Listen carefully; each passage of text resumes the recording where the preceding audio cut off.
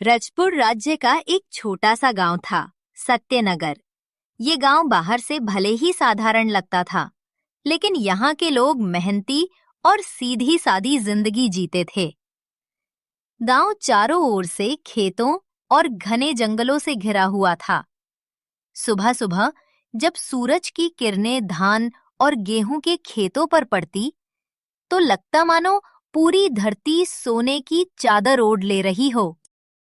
इसी गांव में रहता था देवनाथ, एक ईमानदार और मेहनती किसान। देवनाथ की उम्र 40 के आसपास रही होगी। वो कदकाठी से साधारण था, पर उसके माथे पर हमेशा पसीने की बूंदें चमकती रहतीं और आंखों में ईमानदारी की झलक दिखती। उसके पास बस 2 बीघा जमीन थी। बाकी गांव वालों की तरह उसके पास ना तो बड़े खेत थे, ना ही बैल और मजदूर। लेकिन उसकी मेहनत और लगन ऐसी थी कि थोड़ी सी जमीन से भी वो भरपूर अनाज निकाल लेता। देवनाथ की पत्नी सावित्री भी कम मेहनती नहीं थी। पशुओं की देखभाल करती और रात को चूल्हे पर खाना पकाती। दोनों के पास दौलत नहीं थी, लेकिन एक दूसरे के साथ का सुकून उनके लिए सबसे बड़ी दौलत थी। एक दिन खेत में काम करते करते सावित्री ने मुस्कुराकर कहा, देखना देवनाथ, इस साल हमारी फसल जरूर अच्छी होगी। देवनाथ ने उसकी ओर देखते हुए कहा, हाँ सावित्री, क्योंकि इसमें मेरी मेहनत के साथ साथ तुम्हारा पसीना भी मिला है। सावित्री हंस पड़ी। नहीं, गांव में मेहनत तो और भी लोग करते हैं, लेकिन ईमानदारी और लगन से काम करने वाले बहुत कम हैं। तुम उनमें से एक हो। तुम्हारे पास जमीन कम है, लेकिन तुम्हारा दिल बहुत बड़ा है। देवनाथ ने हंसते हुए कहा, दिल बड़ा होना ही सबसे बड़ी दौलत है। शाम ढलने लगी। दोनों पति पत्नी अपने औजार समेटकर घर लौट आए। घर छोटा सा था, मिट्टी की दीवारें और फूस की छत, लेकिन साफ सुथरा और आत्मीयता से भरा हुआ। घर पहुंचते ही सावित्री ने कहा, सुनो देवनाथ, मैं तुम्हें एक बात बताना तो भूल ही गई। घर में लकड़ियां खत्म हो गई हैं। कल से चूल्हे पर आग नहीं जल पाएगी। देवनाथ ने उसकी चिंता मिटाते हुए कहा, अरे इसमें क्या है, कल सुबह सबसे पहले जंगल जाऊंगा और लकड़ियां काट कर ले आऊंगा। तुम्हें चिंता करने की जरूरत नहीं। उस रात दोनों अपने छोटे से आंगन में चारपाई पर लेटे। ऊपर आसमान में तारे चमक रहे थे और पेड़ों की सरसराहट सुनाई दे रही थी। सावित्री ने धीरे से कहा, देवनाथ, हमारा जीवन भले ही साधारण है, लेकिन मैं खुश हूं। तुम्हारे साथ रहकर कोई तकलीफ भी छोटी लगती है। देवनाथ ने उसकी ओर देखकर कहा, हाँ सावित्री, सच्ची खुशी घर के बड़े होने में नहीं, बल्कि दिलों के बड़े होने में है। अगली सुबह सूरज की पहली किरण के साथ ही देवनाथ उठ गया, हाथ में कुल्हाड़ी ली और जंगल की ओर चल पड़ा। जंगल सत्यनगर से ज्यादा दूर नहीं था। वहां के ऊंचे ऊंचे साल और सागौन के पेड़ आसमान को छूते हुए लगते। चारों ओर पक्षियों की चहचहाहट और हवा की सरसराहट गूंज रही थी। देवनाथ एक बड़े पेड़ के नीचे रुका। कुल्हाड़ी उठाई ही थी कि अचानक उसकी नजर झाड़ियों की ओर गई। वहां से कराहने की आवाज आ रही थी। वो पास गया तो देखा एक घायल लंगूर जमीन पर पड़ा था। उसके हाथ से खून बह रहा था और वो दर्द से तड़प रहा था। देवनाथ घबरा गया। अरे भगवान, बेचारे को किसने इतना घायल कर दिया? जरूर किसी जंगली जानवर ने हमला किया होगा। वो झट से झुककर लंगूर के पास बैठा। काश तू बोल पाता तो बता पाता कि तुझे तकलीफ कहाँ है। तेरे हाथ में तो घाव दिख रहा है, पर शायद दर्द कहीं और भी है। इतना कहते ही अचानक पीछे से आवाज आई, कौन हो तुम और इस लंगूर से क्या बातें कर रहे हो? देवनाथ पलटा तो देखा एक साधु खड़े थे। लंबी दाढ़ी, गेरुआ वस्त्र और चेहरे पर तेज। वह थे साधु आनंदगिरी। देवनाथ ने तुरंत प्रणाम किया। प्रणाम महाराज। मैं तो लकड़ियां काटने जंगल आया था, लेकिन इस घायल लंगूर को देखा तो मन पसीज गया। साधु ने मुस्कुराकर कहा, बहुत कम इंसान होते हैं जिनके मन में जानवरों के प्रति इंसानियत होती है। इतना कहकर साधु ने आंखें बंद की और मंत्रोच्चार करने लगे। उनके हाथ से रंग बिरंगी किरणें निकली और लंगूर के शरीर पर पड़ी। कुछ ही क्षणों में उसका घाव भर गया। साधु ने कहा, अब ये तुम्हें अपनी तकलीफ खुद बता सकेगा। देवनाथ चौंका। इसका क्या मतलब? तभी घायल लंगूर उठकर खड़ा हो गया और साफ आवाज में बोला, मेरा हाथ और कंधा बहुत दर्द कर रहा था। एक शेर ने मुझ पर हमला किया था, लेकिन अब अच्छा लग रहा है। देवनाथ आश्चर्य से पीछे हट गया। अरे, तुम तो मनुष्य की तरह बोल रहे हो। ये कैसे संभव हुआ? लंगूर मुस्कुराया। जब साधु महाराज ने मंत्र पढ़ा तो मुझे ऐसा लगा मानो अंदर बोलने की शक्ति आ गई हो। शायद ये उनका चमत्कार है। देवनाथ स्तब्ध रह गया।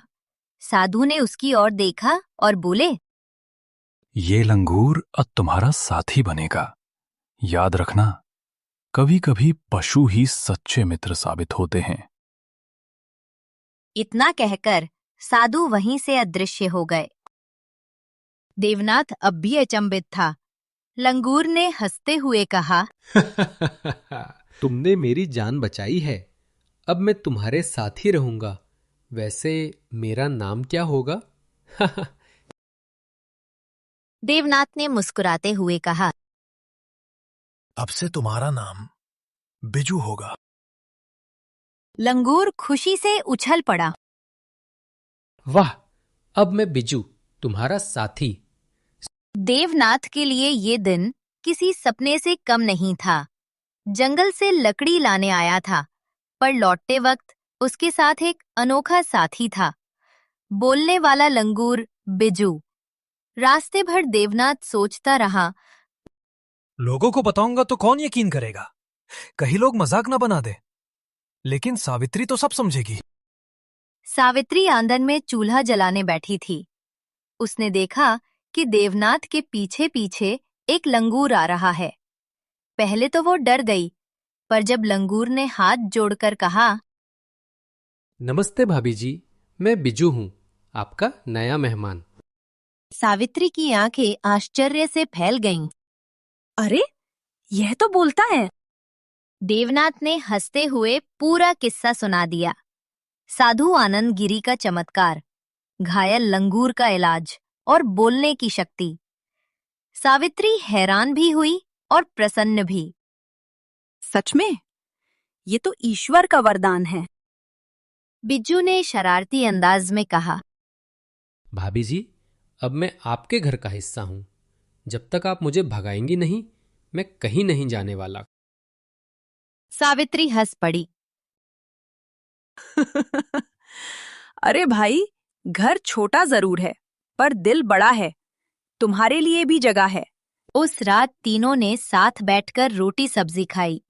बिजू ने पहली बार इंसानों के साथ थाली में खाना खाया और बोला, वाह, इंसानी खाना तो बड़ा स्वादिष्ट है। अगले दिन जब देवनाथ खेत की ओर जा रहा था, बिजू भी उसके साथ था। रास्ते में गांव के कुछ लोग मिले। रामू किसान ने आंखें फैलाकर कहा, अरे देवा, ये लंगूर तुम्हारे साथ क्यों चल रहा है? देवनाथ कुछ बोलता, उससे पहले ही बिजू बोला, रामू काका, मैं बिजू हूं। अब मैं देवा भाई का साथी हूं। सुनकर सब दंग रह गए। अरे, ये तो इंसानों की तरह बोलता है। गांव में देखते ही देखते खबर फैल गई। देवनाथ के घर बोलने वाला लंगूर आया है। लेकिन हर कोई खुश नहीं था। गांव का जमींदार रघुवीर सिंह और उसके साथी किसान देवनाथ की ईमानदारी से पहले ही जलते थे। अब जब उन्होंने सुना कि उसके घर बोलने वाला लंगूर है, तो उनके मन में ईर्ष्या और भी बढ़ गई। रघुवीर ने मन ही मन सोचा, जरूर इसमें कोई रहस्य है। ये साधारण बात नहीं हो सकती। अगर ये लंगूर सचमुच चमत्कारी है तो मुझे इसे किसी तरह पाना ही होगा। देवनाथ और बिजू खेत पहुंचे। बिजू ने पहली बार हल पकड़ने की कोशिश की। अरे देवा भाई, यह हल तो बड़ा भारी है। देवनाथ हंस पड़ा। हल चलाना आसान नहीं, इसके लिए ताकत और धैर्य चाहिए। बिजू ने जी जान से कोशिश की। थोड़ी देर में थक गया, लेकिन हार नहीं मानी। मैं सीखूंगा, एक दिन मैं भी तुम्हारी तरह हल चलाऊंगा। देवनाथ को लगता साधु महाराज ने सच कहा था, कभी कभी पशु ही सबसे अच्छे मित्र होते हैं। दिन बीतते गए और अब बिजू सिर्फ एक मेहमान नहीं रहा, बल्कि देवनाथ और सावित्री के परिवार का हिस्सा बन गया। सुबह होते ही वो देवनाथ के साथ खेत जाता, दिन भर मेहनत करता। उसकी शरारतें गांव में चर्चा का विषय बन चुकी थीं। सावित्री भी बिजू को बहुत चाहने लगी थी। भाभी जी, आप तो माँ जैसी हो। सावित्री की आंखें भर आतीं।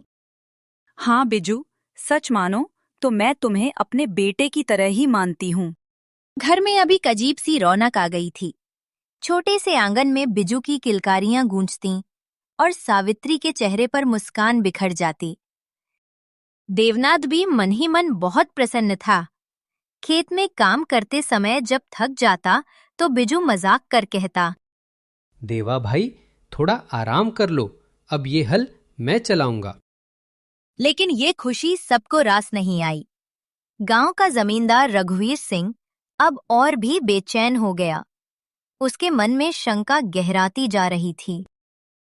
ये लंगूर साधारण नहीं, इसमें जरूर कोई रहस्य है। अगर ये मेरे पास हो तो मैं पूरे गांव पर और ज्यादा हुकूमत चला सकूंगा। उसने अपने चेलों से कहा, ध्यान रखना, उस बिजू पर नजर रखो। मौका मिले तो उसे पकड़कर मेरे पास ले आओ। एक दिन सावित्री बीमार पड़ गई। बुखार से उसका चेहरा तप रहा था। देवनाथ परेशान हो गया। उसने गांव के वैद्य को बुलाया। वैद्य ने दवा दी, पर जल्दी असर नहीं हुआ। बिजू चुपचाप सावित्री के पास बैठा रहा। उसकी आंखों में आंसू थे। भाभी जी, आप जल्दी ठीक हो जाओ ना। मुझे अच्छा नहीं लगता जब आप यूं बीमार रहती हो। सावित्री ने कहा, बेटा बिजू, सब ठीक हो जाएगा, तू चिंता मत कर। देवनाथ ने देखा कि बिजू सच में परिवार की तरह दुख बांट रहा है। उसके मन में साधु आनंद गिरी के शब्द गूंजे। कभी कभी पशु ही सबसे सच्चे मित्र साबित होते हैं। गांव की खुशहाल जिंदगी जैसे अचानक थम सी गई। सावित्री की तबीयत कुछ दिनों से खराब चल रही थी, लेकिन अब उसकी हालत और बिगड़ गई। तेज बुखार, खांसी और कमजोरी ने उसे बिस्तर पर ला दिया। देवनाथ रात दिन उसकी सेवा में लगा रहा, लेकिन गरीब किसान की हालत ही क्या। पैसे की कमी से वो बड़े वैद्य या शहर के डॉक्टर को नहीं बुला पा रहा था। एक रात सावित्री ने कमजोर आवाज में कहा, देवा, मुझे लगता है मैं अब ज्यादा दिन शायद। देवनाथ ने तुरंत कहा, ऐसी बातें मत करो सावित्री, भगवान सब ठीक करेगा। बिजू भी पास बैठा था। उसकी आंखों में आंसू थे। भाभी जी, आप मत डरिए। मैं जंगल से सबसे अच्छी जड़ी बूटी ढूंढ लाऊंगा। आप बिल्कुल ठीक हो जाओगी। देवनाथ के दो छोटे भाई गांव के दूसरे हिस्से में रहते थे। जब उन्होंने सुना कि सावित्री बीमार है तो घर आए, पर उनका मकसद कुछ और था। छोटा भाई बोला, भैया, अगर भाभी को कुछ हो गया तो इस घर और खेत का क्या होगा? देवनाथ ने गुस्से से कहा, चुप रहो, भाभी की तबीयत नाजुक है और तुम्हें खेत की पड़ी है। दूसरा भाई बोला, हम तो बस भविष्य की सोच रहे हैं। वैसे भी इतने छोटे खेत से गुजारा मुश्किल है। क्यों ना इसे जमींदार रघुवीर को बेच दिया जाए। उसके पास पैसा भी है और ताकत भी। देवनाथ तिलमिला उठा। मैं अपनी जमीन कभी नहीं बेचूंगा। ये मेरे पसीने की भाई कमाई है। लोग मुंह बनाकर चले गए, पर जाते जाते सोचते रहे, अगर भाभी बची नहीं तो देवा अकेला क्या करेगा? हमें जमीन हथियाने से कोई रोक नहीं पाएगा। उधर जमींदार रघुवीर अपनी चालें और तेज कर रहा था।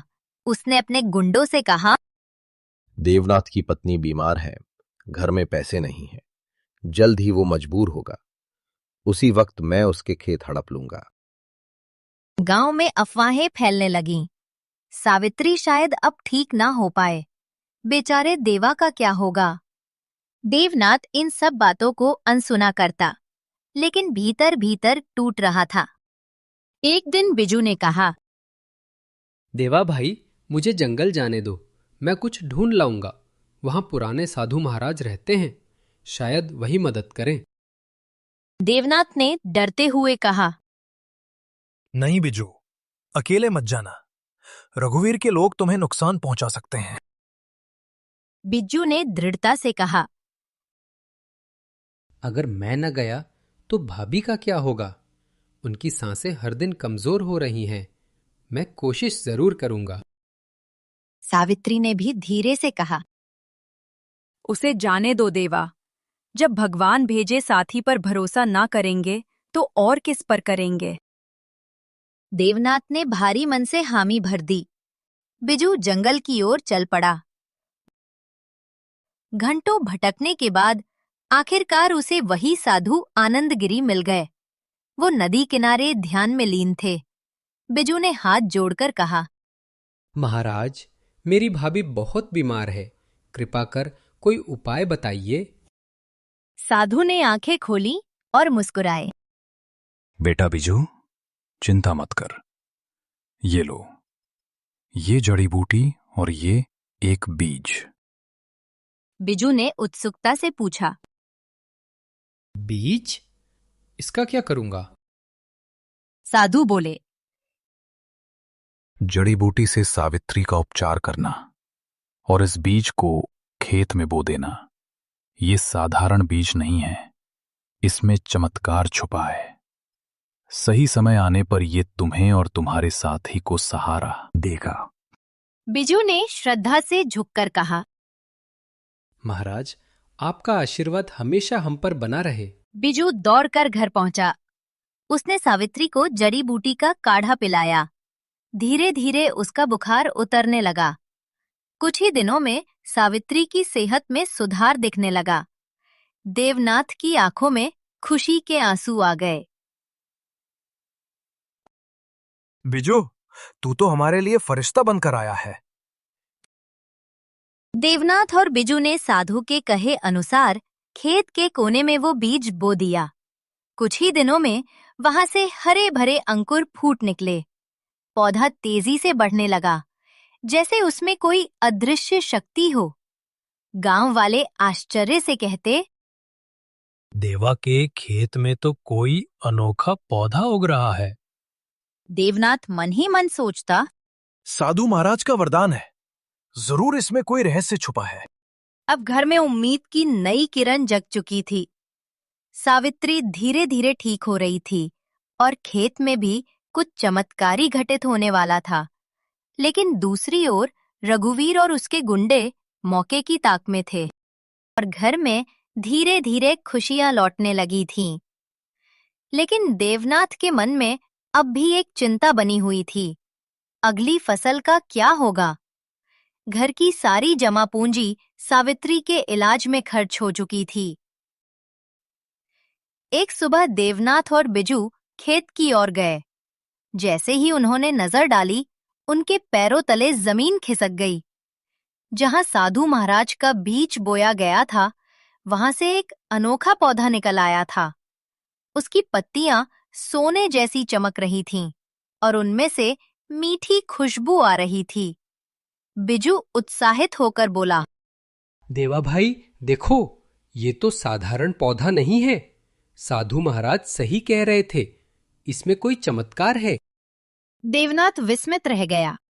सच में बिज्जू, ये तो ईश्वर का आशीर्वाद लगता है। अगर ये पौधा ऐसे ही बढ़ता रहा तो हमारी किस्मत बदल जाएगी। कुछ ही दिनों में वह पौधा विशाल फसल में बदल गया। खेत लहलहा उठा और गांव के लोग हैरानी से कहने लगे, देवनाथ के खेत में तो जैसे सोना उगाया हो। ये कैसे संभव है? हमारी फसल तो अभी आधी भी नहीं बढ़ी और उसकी तो पूरी तैयार हो गई। जब फसल घर आई तो सावित्री की आंखों से आंसू निकल पड़े। देवा, ये तो किसी सपने जैसा है। जिस घर में कल तक रोटी के लाले थे, आज वहां अन्न और धन दोनों की भरमार है। देवनाथ ने कहा, ये सब भगवान और हमारे सच्चे साथी बिजू की वजह से हुआ है। बिजू शरारत भरे अंदाज में बोला, हाँ भाभी जी, अब तो मैं भी किसान बन गया हूँ। खेत जोतना, बीज बोना और अब तो फसल काटना भी सीख लिया है। सावित्री मुस्कुराई। सच में बिज्जू, तू हमारे परिवार का सबसे प्यारा सदस्य है। फसल बेचकर देवनाथ को इतना धन मिला कि वो न सिर्फ कर्ज चुकाने लायक हो गया, बल्कि उसके पास काफी बचत भी हो गई। तब बिज्जू ने उसे याद दिलाया, देवा भाई, साधु महाराज ने कहा था, जब सुख का समय आए तो दूसरों की मदद करना। अब समय आ गया है। देवनाथ ने हामी भरी। सही कहते हो। अब हमें उन किसानों का सहारा बनना है जो जमींदार रघुवीर के कर्ज में दबे हैं। दोनों ने मिलकर सबसे पहले गांव के बुजुर्ग किसान बिंदेसर का कर्ज चुकाया। फिर धीरे धीरे और किसानों की जमीन छुड़वाई। गांव वाले भावुक होकर कहते हैं, देवा, तुमने हमें नया जीवन दिया है। हम हमेशा तुम्हारे आभारी रहेंगे। गांव में फिर से हंसी खुशी का माहौल लौट आया। उधर हवेली में बैठा जमींदार रघुवीर गुस्से से तिलमिला उठा। ये क्या हो रहा है भीमा? जिस देवनाथ को मैंने कर्ज में डुबोकर जमीन छीनने का सोचा था, वही अब दूसरों का कर्ज चुका रहा है। भीमा ने डरते डरते कहा, मालिक, अगर यही चलता रहा तो गांव वाले तुम्हारे नाम से डरना बंद कर देंगे। तुम्हारी जमींदारी पर आंच आ जाएगी। रघुवीर ने दांत पीसते हुए कहा, नहीं, ऐसा कभी नहीं हो सकता। देवनाथ और उसका वो बोलने वाला बंदर बिजू दोनों मेरे सबसे बड़े दुश्मन हैं। अब इन्हें मिटाना ही होगा। उसकी आंखों में लालच और क्रोध साफ झलक रहा था। देवनाथ और बिजू को अंदाजा भी नहीं था कि हवेली में उनके खिलाफ तूफान उठ चुका है। वे तो बस खुश थे कि गांव में अमन लौट आया और लोग उन्हें आशीर्वाद दे रहे थे। सावित्री ने एक शाम दोनों से कहा, अब जब घर गांव सब ठीक हो गया है, तो क्यों ना अगली फसल पर कोई बड़ा त्योहार मनाएं, ताकि सब लोग एक साथ खुशियां बांट सकें। देवनाथ मुस्कुराया। हाँ सावित्री, ये विचार अच्छा है। लेकिन असली त्योहार तब होगा जब गांव से जमींदार का डर हमेशा के लिए मिट जाएगा। बिजू ने गंभीर स्वर में कहा, और वो दिन जरूर आएगा देवा भाई, चाहे मुझे अपनी जान क्यों न देनी पड़े। रघुवीर के लिए यह सब किसी अपमान से कम नहीं था। वो सोचता, जिस देवनाथ को मैं सड़क पर लाने वाला था, वही अब गांव का नायक बन गया है। अगर मैंने अभी इसे नहीं रोका तो मेरी जमींदारी का क्या होगा? रघुवीर ने अपने सबसे खतरनाक गुंडे भीमा और उसके गिरोह को बुलाया। उसने क्रोध से कहा, देवनाथ और उसका वो बोलने वाला बंदर बिजू दोनों ही मेरी राह के कांटे हैं। अगर ये दोनों जिंदा रहे तो गांव वाले कभी मेरे काबू में नहीं आएंगे। भीमा ने आंखों में चमक लाते हुए कहा, मालिक, आप बस हुक्म दीजिए। हम ऐसी चाल चलेंगे कि देवनाथ खुद टूटकर आपके पैरों में गिर जाएगा। रघुवीर ने चालाकी से मुस्कुराते हुए कहा, पहले उसकी फसल जलाओ। अगर वो बच गया तो उसके घर पर हमला करो। लेकिन याद रहे, बिजू को सबसे पहले खत्म करना है। वही असली ताकत है। एक रात जब पूरा गांव गहरी नींद में था, भीमा और उसके गुंडे चुपके से देवनाथ के खेत में पहुंचे। उनके हाथों में मशालें थीं। भीमा फुसफुसाया, आज देखना, कल सुबह तक ये खेत राख हो जाएगा। लेकिन तभी बिजू पेड़ पर से कूदकर उनके सामने आ खड़ा हुआ। उसकी आंखों में गुस्से की चमक थी। चोरी छुपे आग लगाने आए हो? भाग जाओ यहां से, नहीं तो मैं हड्डियां तोड़ दूंगा। भीमा गुर्राया। चुप रहो, इसे पकड़ो और खत्म कर दो। लड़ाई शुरू हो गई। गांव वाले शोर सुनकर जाग गए और दौड़कर आ पहुंचे। देवनाथ भी डंडा लेकर आया। कौन है जो मेरे खेत में आग लगाने आया है? भीमा ने गुस्से से कहा। हम जमींदार रघुवीर के आदमी हैं। ये खेत अब उसके होंगे। देवनाथ ने डटकर जवाब दिया। जब तक मेरी सांस चल रही है, कोई मेरी जमीन नहीं छीन सकता। लड़ाई भयंकर हो गई। अचानक भीमा ने तलवार निकाल ली और बिजू पर झपटा। देवनाथ चिल्लाया। सावधान बिजू। बिजू ने खुद को बचाने की कोशिश की, लेकिन तलवार उसके सीने में गहरी उतर गई। बिजू की चीख गूंज उठी। आह, देवनाथ उसके पास बैठ गया। नहीं बिजू, तू मुझे छोड़कर नहीं जा सकता। भाई मत रो, मैंने अपना वादा निभा दिया। जब तक मेरी जान थी मैंने तुम्हारी रक्षा की। अब आगे तुम्हें खुद संभालना होगा। देवनाथ की आंखों से आंसू रुकने का नाम नहीं ले रहे थे। तू सिर्फ मेरा साथी नहीं था, मेरा भाई था बिजू। गांव वाले आक्रोश से भर उठे। जमींदार ने हद कर दी। इस बार हम चुप नहीं बैठेंगे। गांव में बिजू की मृत्यु ने गहरा शोक फैला दिया था। बिजू की याद में देवनाथ और सभी गांव वालों ने मिलकर गांव में एक मंदिर का निर्माण करवाया, जिसका नाम रखा गया दोस्ती का मंदिर। उसी समय रघुवीर अपने गुंडों के साथ गांव में आया। उसका चेहरा गुस्से से लाल था। अरे मूर्खों, ये सब नाटक है। हम इस मंदिर को तोड़ देंगे। हमें इसे तोड़ने से कोई नहीं रोक सकता। अब भी समय है। अपनी जमीन मेरे हवाले कर दो, वरना अंजाम बहुत बुरा होगा। गांव वाले एकजुट होकर खड़े हो गए।